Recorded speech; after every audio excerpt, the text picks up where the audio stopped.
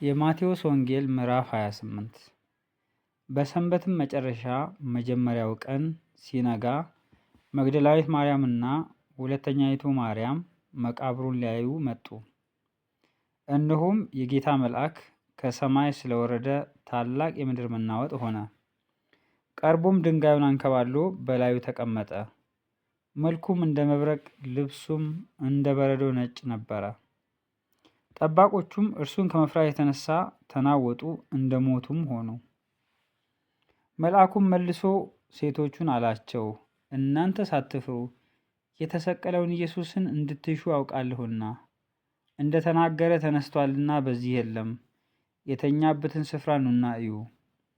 ፈጥናችሁም ሂዱና ከሙታን ተነሳ፣ እነሆም ወደ ገሊላ ይቀድማችኋል፣ በዚያም ታዩታላችሁ ብላችሁ ለደቀ መዛሙርቱ ንገሯቸው። እነሆም ነገርኋችሁ። በፍርሃትና በታላቅ ደስታም ፈጥነው ከመቃብር ሄዱ፣ ለደቀ መዛሙርቱም ሊያወሩ ሮጡ። እነሆም ኢየሱስ አገኛቸውና ደስ ይበላችሁ አላቸው። እነርሱም ቀርበው እግሩን ይዘው ሰገዱለት።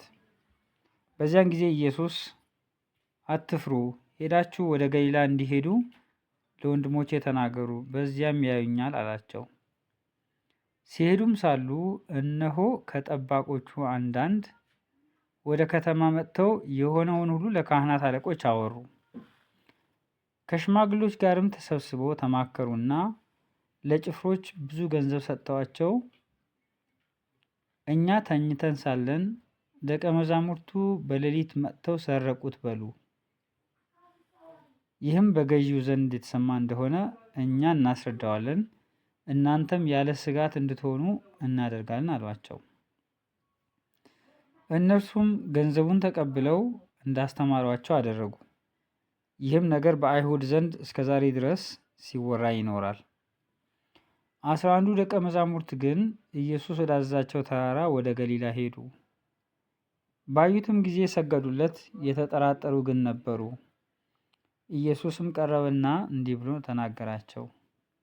ስልጣን ሁሉ በሰማይና በምድር ተሰጠኝ። እንግዲህ ሂዱና አሕዛብን ሁሉ በአብ በወልድና በመንፈስ ቅዱስ ስም እያጠመቃችኋቸው ያዘዝኋችሁንም ሁሉ እንዲጠብቁ እያስተማራችኋቸው ደቀ መዛሙርት አድርጓቸው። እነሆም እኔ እስከ ዓለም ፍጻሜ ድረስ ሁልጊዜ ከእናንተ ጋር ነኝ።